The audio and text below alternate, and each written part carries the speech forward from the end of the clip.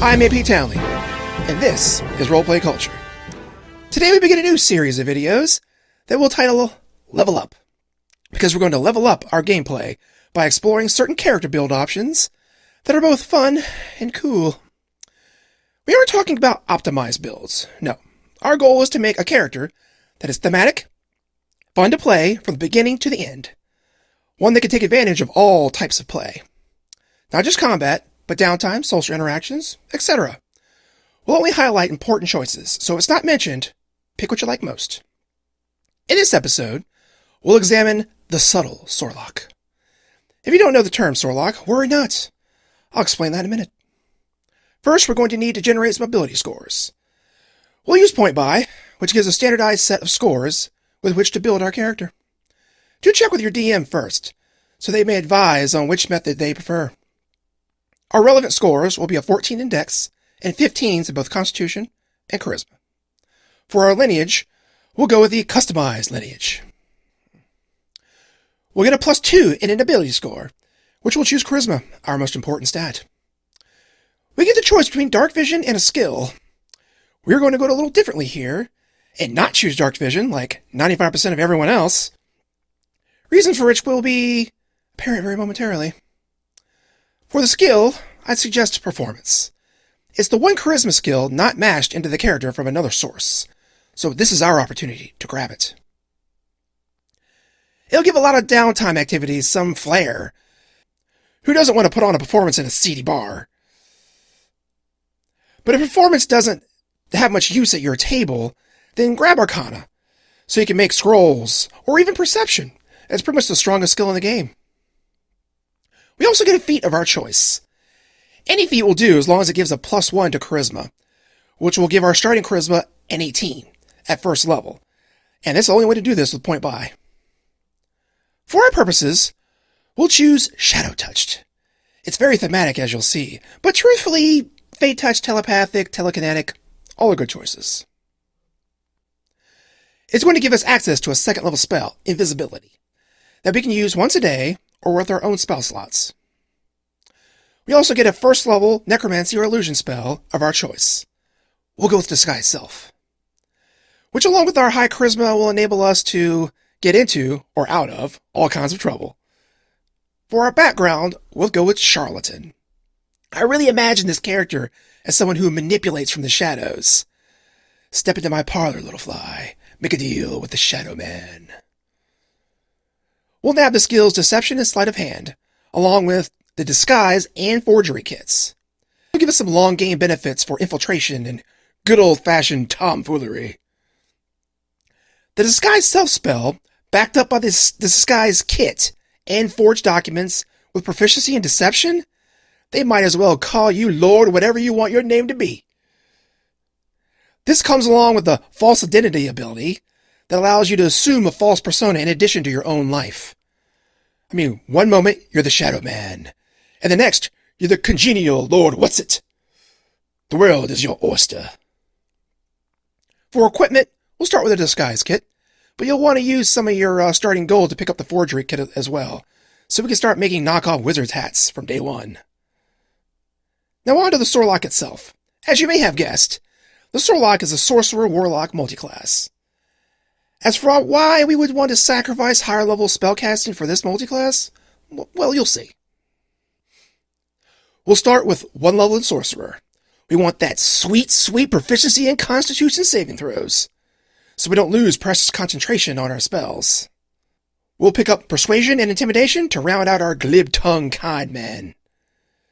For cantrips, we'll choose staples like Mage Hand, Minor Illusion, and get a solid attack with Firebolt. Finally, we'll choose Mind Sliver. We're going to be forcing a lot of saving throws with our spells, and this is a good way to debuff our enemies. For first level spells, Silvery Barb seems very appropriate to debuff even more saving throws, and it really fits with our smooth-talking con man here. We'll take Shield for some defenses. We're a bit squishy.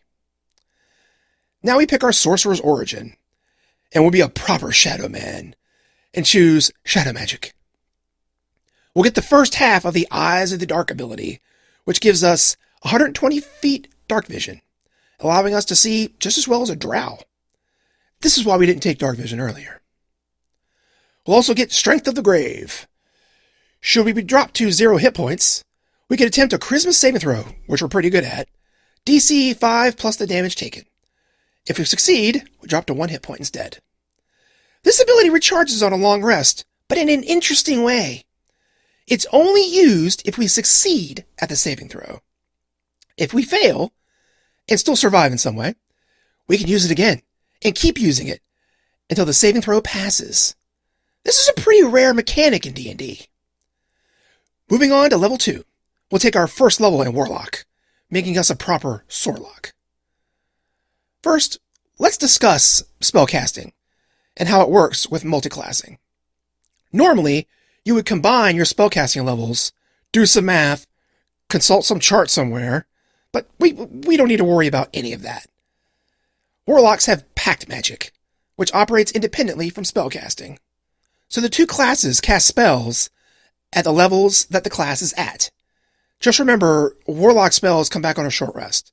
That'll be important later. Even better, sorcerers can use their own spells with Warlock spell slots and vice versa. We'll also get proficiency with light armor, and we'll try and acquire some studded leather along the way. It'll give us an AC of 14, 19 with a shield. Not too shabby. We get 2 cantrips. Of course, we'll take Eldritch Blast.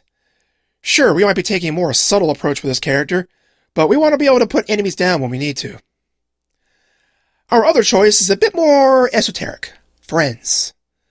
This oft-overlooked cantrip has no saving throw and gives advantage on charisma checks against the designated entity.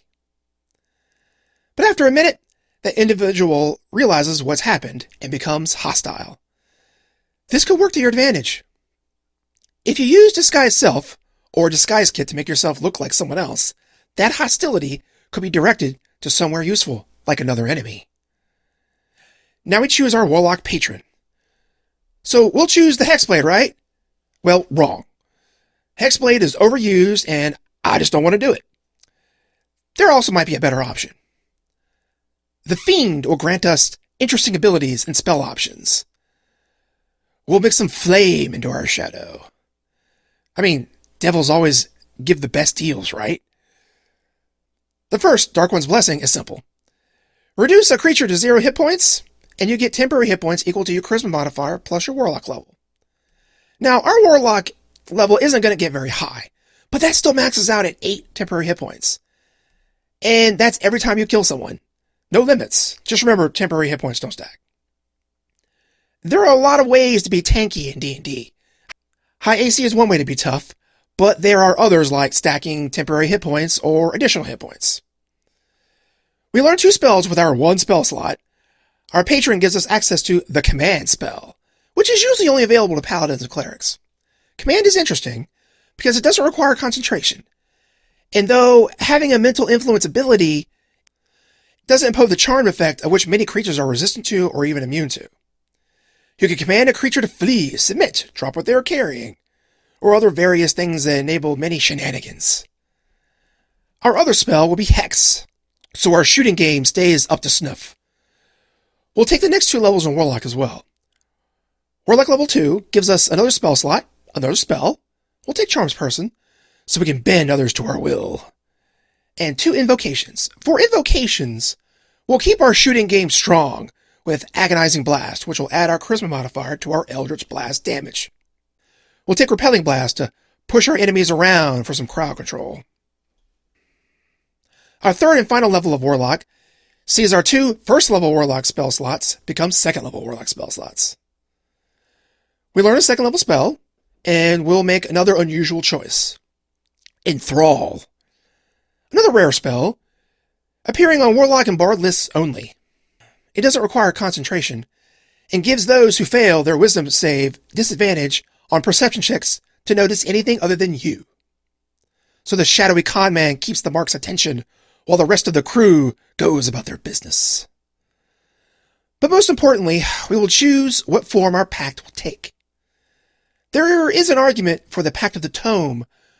We're going to choose the Pact of the Chain, though. We get access to the Find Familiar spell, can cast it as a ritual, and we get to upgrade the familiar if we wish.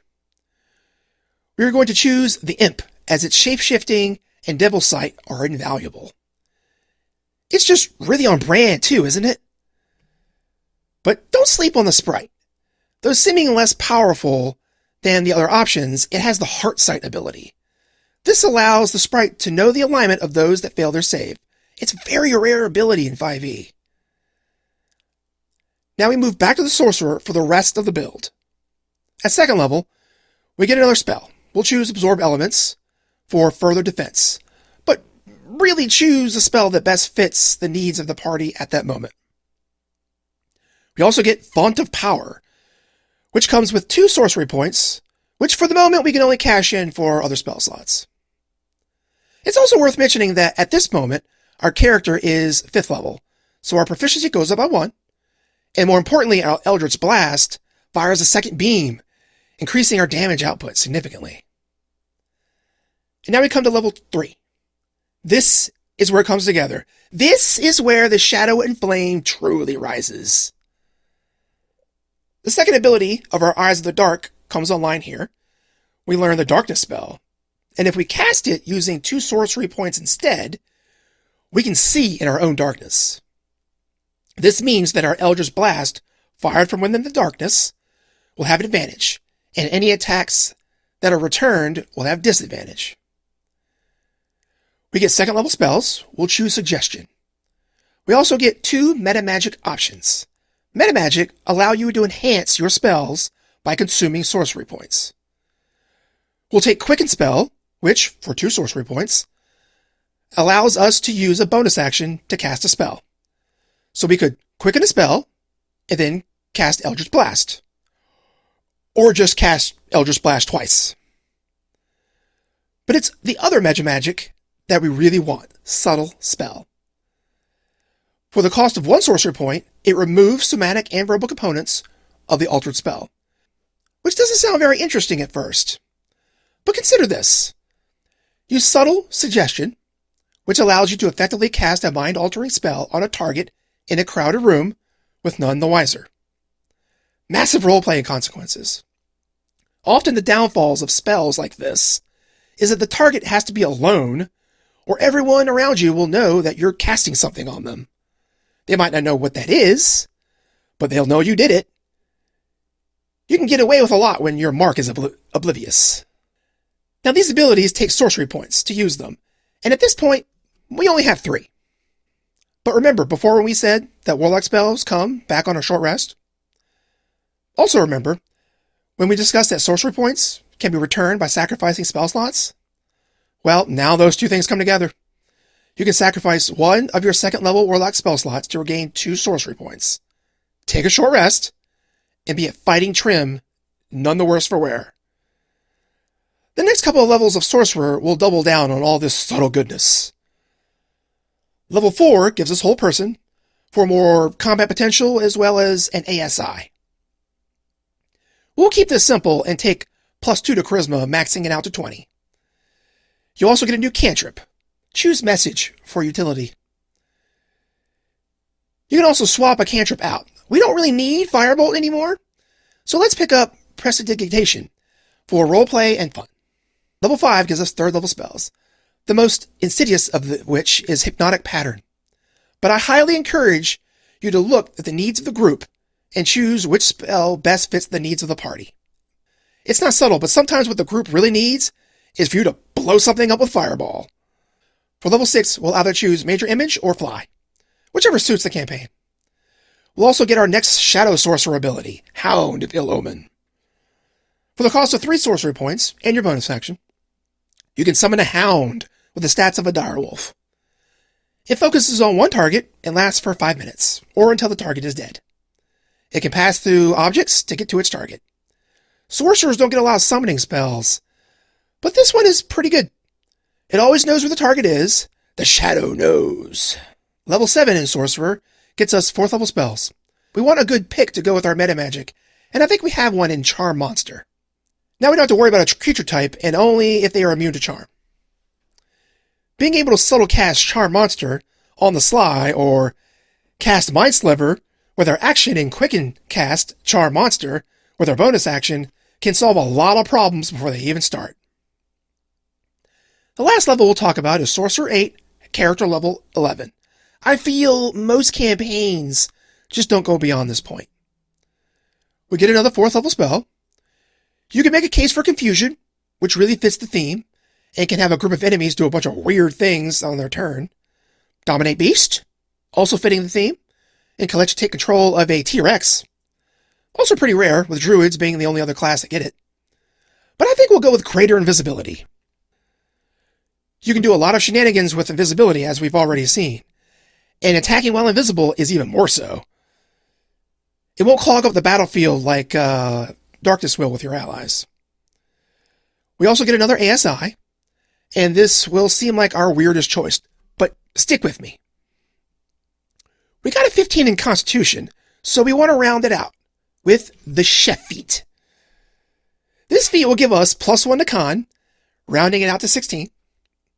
Proficiency with cooking utensils, which according to Xanathar's Guide to Everything, lets us cook a meal during a short rest, giving a +1 bonus to any hit die rolls. Also during the short rest, up to 8 creatures get to add an extra 1d8 to their hit die rolls to heal. And remember, this character really wants to take short rests. And finally, after long rest, you can make 4 little snackies that a creature can use as a bonus action to consume at any time to gain 4 temporary hit points. It's a modest bonus, but it gives this character a unique role to play during short rests, kind of like a bard. At this point, I think we have a real diverse character capable of excelling in combat, social situations, and in downtime. So let's make a wish list of magic items. Depending on your table, magic items are supposed to be few and far between, but you might be able to request one as part of a request reward. It really depends on the campaign and your DM. The Bloodwell Vial from Tasha's will be the first choice for the Sorcerer. It gives the +1, 2, or 3 to a spell attack rolls and saving throws based on their rarity. It also allows you, once per day, during a short rest, to get 5 sorcery points back, and you really want sorcery points. The Rod of the Pact Keeper from the DMG also gives you a +1, 2, or 3 to a spell attack rolls of the Warlock, again based on rarity. But what you really want is the other ability. Once per day, you can spend an action to gain back a spent spell slot from the Warlock. The last item is the Illusionist Bracers from the Guildmaster's Guide to Ravnica. If you cast a cantrip with your action, you can cast it again with your bonus action. But don't let the name fool you. It doesn't have to be an illusion cantrip. For us, with a strong Eldritch Blast, it's an exceptionally strong magic item in our hands. It's very rare and requires attunement, but woe betide the foolish DM that bequeaths this to the Shadow Man. Speaking of DMs, a little advice for our game masters to handle this combination at the table. I don't foresee this being a particularly large problem. If you are giving excessive opportunities for short rests, then you probably already have issues at the table. Try to keep it to around 2-ish. The character uses quite a few charm effects, so creatures resistant or immune to that would be a challenge. But don't go overboard. You don't want the player to feel targeted. They're playing this character for a reason, and they want to have fun. Lastly, I think the discussion about the character builds tends to lack something. I think it's important to examine what this build gives up for multiclassing. If we only wanted to play a single class Mindbender, an 11th level Aberrant Mind would have a lot of very interesting options to them. Access to Dominate Person, Hold Monster, Mass Suggestion. None of this is open to the subtle Sorlock at a level where the campaign's probably ending. And don't even get me started on the Enchanter Wizard. I think it's broken. But I do think our Sorlock is a more well-rounded character. If they run into something immune to charm effects or with legendary resistances, they have other strong options to fall on. They have a powerful shooting game with Eldritch Blast and their invocations, can utilize other control effects not restricted by charm, like Command Spell. Is the Subtle Sorlock the most optimized of the Sorlock builds? No, definitely not. But I do think this is one of the most, if not the most, balanced builds with options in combat, social interactions, downtime. There are even things you can do during a short rest. It is the most fun build I could think of from level 1 all the way to 11 or even further. No time in this character's progression do I think you will be bored. Well, that's our attempt at the subtle Sorlock. Our first level up episode. We'll do more of these themed character builds in the future. But first, you'll need to subscribe, ring the bell, smash that like button, share with your friends, and remember, don't make a deal with the Shadow Man.